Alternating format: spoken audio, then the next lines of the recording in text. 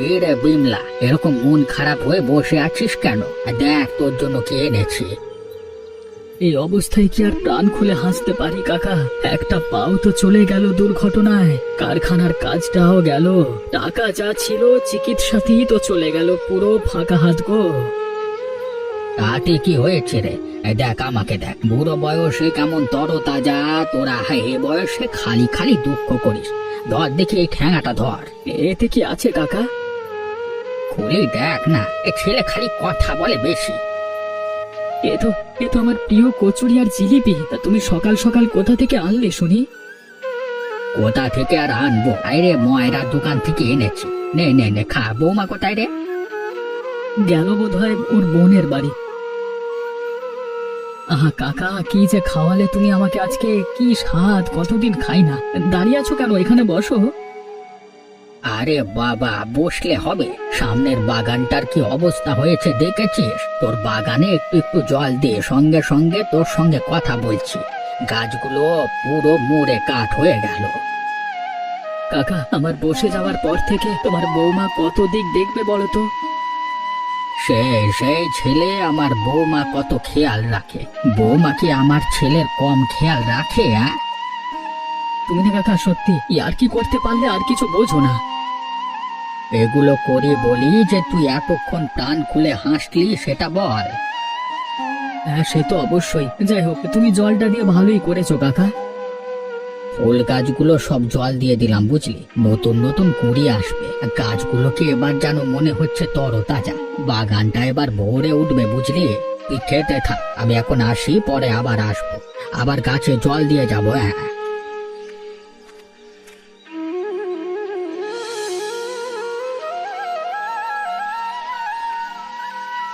কই রে বোন, কই গেলি?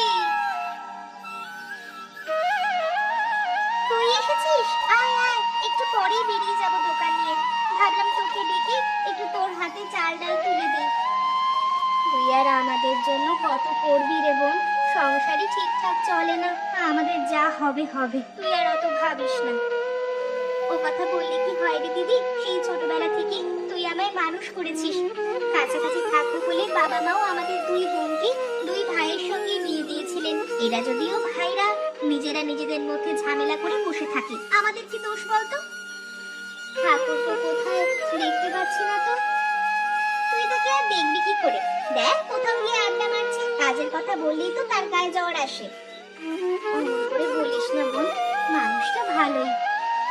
তুই ওর কথা বাদ দে তো। আরো একটা কারণে ডেকেছিল দিদি। আবার কি কারণ রে? আমাকে একটু তোর মতো করে ঘুগনি রান্নাটা শিখিয়ে দিবি দিদি? বিক্রি বাট্টা করে টাকা পেয়েছিলাম বেশি, ভেবেছিলাম একটু ঘুগনি করব। মানুষটা কয়েকদিন ধরে ঘুগনি করছে, আমি তো তোর মতো ঘুগনি করতে পারি না। তুই যদি করে দিস তাহলে খুব ভালো হতো। করবো না কেন রে? তুই সবকিছু আন, আমি করে দিচ্ছি।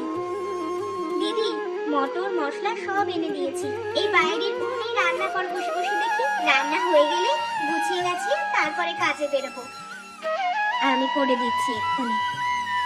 সোনা দিদি আমার, আমি তাকে তাই তো এত ভালোবাসি। বাড়ির মালিকটা এভাবে আমাদের বাড়ি থেকে বের করে দিল। ছিলাম তো একটা বস্তির মধ্যে অন্ধকার ঘরে। কি আর করবি, সবই আমাদের ভাগ্য। এই একটা ট্রাক নিয়ে এখন নড়ে চড়ে শহরে রাস্তায় রাস্তায় ভিক্ষে করতে বেরোতে হবে মনে হয়। ধর, না না দাদা, আর যাই করি ভিক্ষা করতে পারবো না। তাহলে কি করবি রে? বসে বসে নিজের মৃত্যুকে ডাকবি? জানি না, সামনের গাছতলাটায় আপাতত বসি। শুধু বসলে হবে না, বিয়ের পর দেখি জামা কাপড়গুলো বিক্রি করা যায় কিনা দেখি।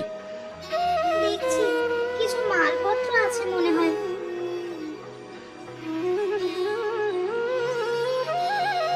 এই যাও যাও, নিয়ে যাও। বাচ্চাদের জামা আছে, বড়দের জামা আছে, নিয়ে যাও নিয়ে যাও। ও ভাই, বড়দের জামা কত করে? দেখে তো তেমন একটা ভালো মনে হচ্ছে না। যখন মনে হচ্ছে নেবেন না ম্যাডাম, তাহলে কথা বাড়াচ্ছেন কেন? থাম না দাদা, আপনার কোনটা পছন্দ বলুন, আমি দাম বলছি। গেরুয়া রঙের জামাটা তুলো দেখি। দাও দেখি আমার হাতে। কেমন লাগলো ম্যাডাম? নেবেন? প্যাকেট করে দেবো? মাত্র 200 টাকা। কাপড়টা তো অতটা ভালো নয়, একটু ভালো হলে ভালো হতো। বলছিলাম না এনারা নেবেন না, শুধু শুধু কথা বাড়বে না, ছেড়ে দাও তো। এমন ব্যবহার করলে কোনো খরিদ্দার আসবে না। আমার শ্বশুর বাড়ির গ্রামে অনেক ভালো জামা কাপড় পাওয়া যায়, দাম অনেক কম, ব্যবহার অনেক ভালো ওই বৌদি। তাই যান, ওখানেই যান। তাই যাবো। কি কি বলবার আছে তোমাদের, তাড়াতাড়ি বলো। মিচি মিচি সন্ধেবেলা এখানে টেনে আনলে কেন? আরে ভাই, দাদার বাড়িতে আসতে তোর এত অসুবিধে কিসে? এমনিতে তো আসিস না, আজকে না হয় একটু এসে বসলি। তুমি কি আমার সঙ্গে সেই ভালো ব্যবহারটুকু রেখেছো? আগের কথা ভুলে জানা ভাই, এখন আমরা সবাই মিলেমিশে থাকি। আচ্ছা, তোমরা কি নিজেদের মধ্যেই কথা বলবে নাকি আমার কথাটাও শুনবে? হ্যাঁ বোন, বল তো কি বলছিলি? বলছি কি, আমাদের দুজনের সংসারের অবস্থা তো খুব খারাপ। এখন আমাদের একসাথে মিলেমিশে চিন্তা করতে হবে কিভাবে আমরা সংসারটা চালাবো। বলছি, আমি তো ভালো নকশি কাঁথা বুনতে পারি, শুনেছি শহরে এসবের খুব দাম। এটা আবার শীতকাল, আমি ঠিক করেছি আমি নকশি কাঁথা বুনবো। দিদিও খুব ভালো নকশি কাঁথা বুনতে পারে। আজ থেকে আমরা নকশি কাঁথা বুনবো, আর আমি যাব শহরে বিক্রি করতে। বাড়ির কাজ না হয় দিদি একটু সামলে নেবে। একই বাড়িতেই তো, কাছাকাছি থাকি আমরা, অসুবিধা হবে না কিছু। কি বলো তোমরা? আমার কোনো অসুবিধা নেই, এতে যদি সংসার ভালোভাবে চলে তো তাই হোক। আমি চাই আবার আমরা একসাথে মিলেমিশে থাকতে। ঠিক আছে, কিন্তু আমি তোমার সঙ্গে শহরে যেতে পারবো না, এই বলে দিলাম। তোমাকে যেতে হবে না, তোমাকে আমি আশা করিও না। তুমি বরং দিদিকে হাতে হাতে সংসারের সব কাজ করে দিও। একটাই পাঁচিল দুই বাড়ির মাঝখানে, আশা করি তোমার অসুবিধা হবে না। ঠিক আছে। তাহলে আজ থেকেই শুরু হলো এই শীতে আমাদের দুই বোনের সংসার। এবার থেকে মিলেমিশে একসাথে দুই বোন সংসার করব। আমি বাইরে যাব আর তুই সংসার সামলাবি। তাই হবে। যা উপার্জন হবে মিলিতভাবে সংসারে দেব, আর বাকি টাকা তুই অর্ধেক আমি অর্ধেক নেব। তাই হোক, আজকে থেকেই শুরু হোক তোমাদের দুই বোনের সংসার। আমরা সাক্ষী থাকলাম। যা বলেছো দাদা।